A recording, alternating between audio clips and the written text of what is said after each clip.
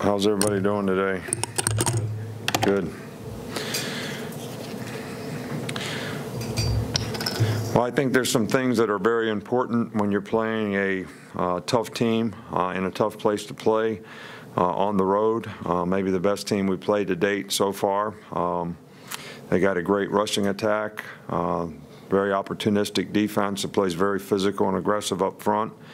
Their offense has controlled the ball extremely well in most games and average 82 plays a game and do a really good job of running the football as well as making explosive plays. So got a great returner on special teams. So lots of challenging things for us to prepare for this week.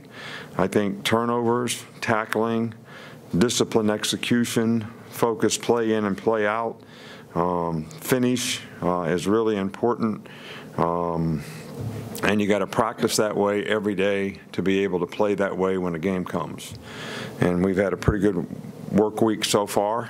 And, you know, we just got to keep on keeping on and try to clean things up tomorrow so that we have a good chance to go out there and execute and play together and play a good game for 60 minutes.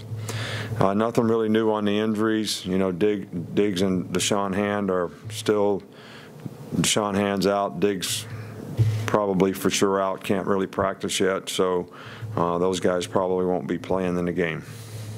Okay. We'll start in the middle with Chris Walsh. With the guys who are from Texas going back for the first time since the hurricane, do you do anything special with a trip like this, or is it really important to keep things business as usual? You know, we did a lot of things for our players in Texas, especially those that had issues relative to the, you know, hurricane or flooding. You know, I haven't really thought about it, to be honest with you. Maybe that's a mistake on our part, but I haven't really thought about it. You know, we sort of go on these trips like they're a business trip, and that's what we should be focused on. And, you know, it's kind of like my dad used to tell me, you know, when I used to go to work at the station, my girlfriend broke up with me, so I was treating the customers bad. And he said, "What's wrong with you today?" And I said, "My girlfriend broke up with me." He said, "Well, you know, you got one problem, but if you keep treating the customers bad, you're going to have two more. I'm going to fire you, and then I'm going to whip your ass for getting fired. So you're not going to have a girlfriend, you're not going to have a job, and you're going to get your tail whipped." So whatever happened in the hurricane happened, and it's a bad thing, and we want to support everybody every way we can. And we certainly did that as much as we could. But if we don't go out there and play a good game, they're going to have all the problems that they had from the hurricane, and then we're going to have a problem that we lost. So it kind of goes back to what my dad said, I think. Okay, we'll come back over here on the right side of the channel. What have you seen from Texas A&M's pass rush? They've put up, I think they've had 13 sacks in the last two games. What do they do well up front? Well, they're very athletic up front. They got some very explosive players inside. They got some really good speed rushers on the edge. They pressure a lot. In other words, they are going to rush 5 and 6 guys a lot, so they make some of those very athletic guys. They put you in a position where you have to single block those guys and you can't help much on them. So I think it's the combination of they have a really good scheme and they have really good players who can pass rush and finish on the quarterback. And they also create a lot of negative plays, so they create a down and distance where it's in their favor to do that on third down. So this is a really, you know, it's a challenge to be able to block their pressures. And I think if we're going to make any plays down the field and be a good third down team, it'll start with that. Well, in the middle here with Michael Wondrip. Hi, Coach. I was just wondering how your rapport with Minka has grown and developed over the years, and whether you've ever gained any insight into your own process just by watching him embrace the process. And also, some of his teammates say that he's the only one who makes you smile on a regular basis, so I'm curious if you can confirm or deny that. Well, you're obviously a national writer, is that correct? Yeah, because you asked me about 4 questions there. And the people who come in this room regularly know I can only manage one at a time. All right, so let me try to get this right. All right, first of all, you know, I loved Minka when we were recruiting him. You know, he was great family, great personality. I still can remember having dinner in his home when we went on a home visit. And he's the kind of guy that very easy to talk to, is interested in a lot of things. And so I guess the relationship has grown, but he's just a very easy guy to like. And, you like being around him. You certainly like the way he plays. You like the way he embraces and tries to do things that you'd like for him to do, which you referred to as the process of helping him be a better player and helping us be a better team, which he has always been, 100% committed to. So when you have the best players on your team that are really, really good guys, it's always really fun to coach. And he's certainly one of those guys that makes it fun to coach. Did I answer them all? Because I can't honestly remember. I was just curious if you've ever gained any insight into your own process by watching him. I think that not just watching him, but I think with all players, you're constantly sort of growing and developing, not necessarily in what you think is important from a process standpoint, because what you're really trying to create is a culture of accountability. You're trying to define the expectation personally, academically, and athletically for these guys. Surround them with people who can support them and help them make good choices and decisions so they can have success, but also teach them to be responsible for their own self-determination, which is what accountability is, which is what's going to help them be more successful in life. So, sometimes you see guys respond differently, to how to get that done, and I think that's a sort of an ongoing process for me. But the more we do it, the more we learn. I think the more people we can affect. Then we'll go in the back with Cecil. Coach, this is a little off topic, but people talk to you often about spread offense. What are your memories of playing Joe Tiller's teams at Purdue? Well, first memory is Drew Brees. He was our nemesis at Michigan State.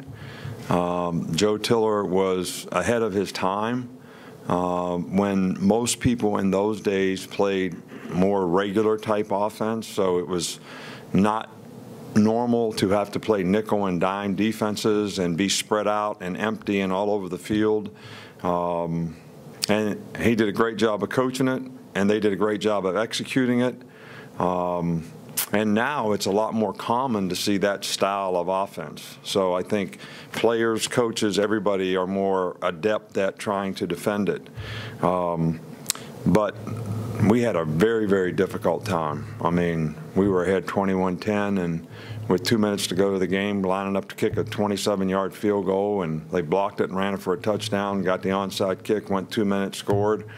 Went for two, it was 22-21, and then we got it in 54 seconds, went 2 minutes, went down and hooked it in the dugout, to win the game. So I think I've told you that one. And the next year, we were ahead by 9 or something they blocked the punt, got the ball in 2 minutes, scored, kicked the field goal. I mean, it was like, and it was obviously, Joe Tiller, his offense and their ability to execute, but Drew Brees didn't hurt much. We'll come here with Michael in the middle. Just given the workload so far this season with the running backs, I guess how are they doing physically? How physically fresh are they? Great. I mean, they're all doing great. We work them hard in practice, and they all look healthy and try to keep them that way throughout the season. So they've done a good job, and this week we've got them some extra work because Texas A&M has really good backs. So a couple of them go over there and run against the defense, get a few more reps, get a few more turns, helps the defensive players play against really quality guys. And that's what we'll need to do a better job of tackling. We missed 15 tackles in the last game, which was a season high for us. And if we don't tackle better than that, we're going to struggle in this game. Back up front here with Mark. Just wondering how you've seen Texas A&M quarterback Kellen Mond progress over the season, and where is he at this point? Well, he does a great job for them. I think they've done a really good job of doing things that he can do, and he does a really good job of it. He's made some really good throws and been very productive in the passing game when they've asked him to do it.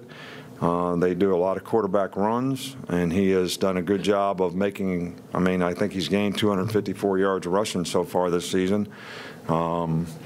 So he's done a good job with the quarterback runs, and to have that threat of a guy who can run the ball certainly complements the 3 really good running backs that they have that can run the ball as well. So I think he's done a really, really good job for them. Back left with Ryder. You guys have had a lot of young players play early. How unusual is that, and how beneficial it is for their long-term development? Well, it's not unusual at all. If you look at the statistics of how many players we play as freshmen here, we're in the top several teams in the country just about every year. This year, I will say that we have had to end up playing a few guys that we probably wouldn't have played if we hadn't had lost a significant number of guys at certain positions. So there's 2 ways to look at it. If they were ready to play, we play them. We need the help on special teams. But if they're not ready to play, then they need more time to develop, whether it's psychologically, mentally, physically, however it is. So if we have to play them before they're ready, that's not a good thing either. So, but some of these guys have done a nice job of progressing, especially on the defense, where we've had to play some guys because of injuries, and we'll probably have to continue to do that throughout the year. Last year, Alex. I'm not sure if you're aware yet. Today, the Division I Council came down with a proposal with the staff sizes. I think a limit of like 30 for on-campus recruiting. What are your thoughts on that, and how will that affect you? Well, I really don't have any because I don't know when it came out today, but I didn't have a chance to see it or look at it. You know me, I'm not for a limit in anything. So, but 30 is a lot, but what does that mean?